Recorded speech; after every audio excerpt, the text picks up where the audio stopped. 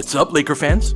I believe that Jarred Vanderbilt is crucial to the Lakers reaching their ceiling this season, but his offensive limitations have led to his minutes diminishing in every playoff series he's played in. In this video, we take a closer look at some of the options that JJ Redick has to get the most out of Vando on offense, despite his weaknesses. Defenses help hard off of Vando when he's spotted up on the perimeter. This leads to an extra body in the paint, which neutralizes all sorts of opportunities. LeBron and AD run a ball screen here, but KAT is dropped into the paint, conceding the open three to Vando in exchange for taking away the other options on the LeBron and AD pick and roll. That's a great trade-off for the defense and an approach that a lot of teams take.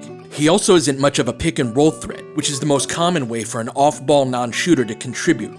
He gets his shot blocked a decent amount of the time, and he doesn't have the best hands. So what can the Lakers do about that, aside from taking Vando out? There are options below the three-point line, and we'll get to some of them later, but it's important to find answers within the 5-out setup too, since that's the team's primary spacing.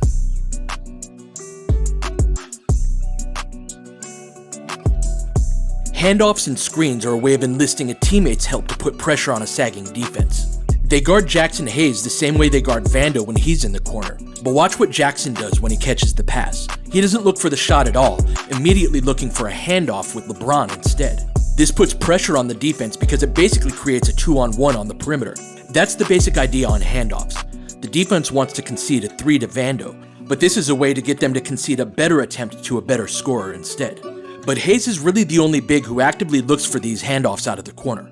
Vando usually takes the open corner 3 instead, and in his defense, he isn't the lob threat that Jackson is on handoffs, so they aren't as fruitful of an action for him. Vando can also fake this handoff and attack himself if the defense isn't paying enough attention.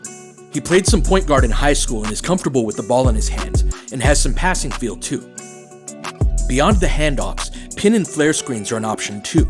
These are similar in concept to the handoffs, they just happen in a different order, where the player who's being sagged off of immediately sets a screen, and that frees up a teammate because Vando's defender is too far away to help.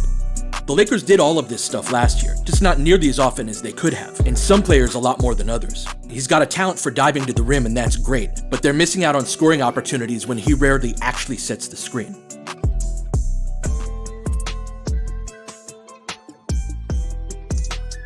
Anthony Davis adds an important wrinkle to the Vando dilemma. He shot even worse than Vando did, continuing a years-long trend of poor jump shooting. So how did the Lakers resolve this when it's not just Vando that teams are sagging off of?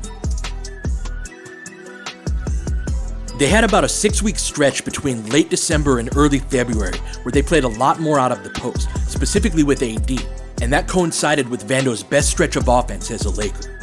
Playing out of the post allows for better cutting opportunities, especially from the elbow, which is where the Lakers found a ton of success with Vando in this stretch. I think post-ups are especially important when both AD and Vando are in the game at the same time. Giving a non-shooter the ball is a way of engaging a defense that wants to sag off of them.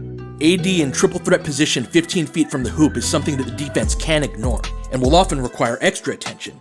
And since the ball is in the post, it's difficult for help defenders to see both AD and Vando at the same time.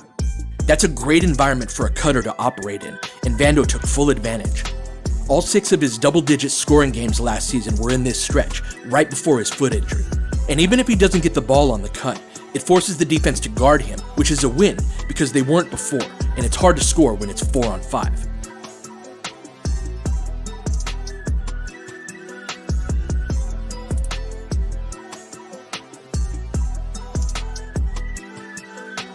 There are times when AD or LeBron attack the rim and don't make the shot, but the force of their attack takes a defender or two with them.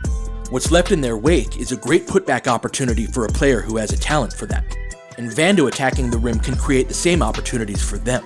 There are a lot of plays where the first person collapses the defense and then the second or third reaps the reward. This isn't the most elegant style of basketball, but it can be very effective, especially when you have front court athletes with size, like LeBron, Vando, and AD. But if you've listened to JJ Redick speak on his podcast, you know the value that he places on perimeter spacing and 5-out basketball. Is he really going to look to flood the paint to accommodate Vando? Because that's basically the opposite style of basketball. I'm skeptical, but we'll see. Vando has outsized importance on a team where many of its complementary players are better on offense than they are on defense, and the Lakers missed him terribly last season. Creating quality half-court offense when he's in the game is one of JJ Redick's most important challenges.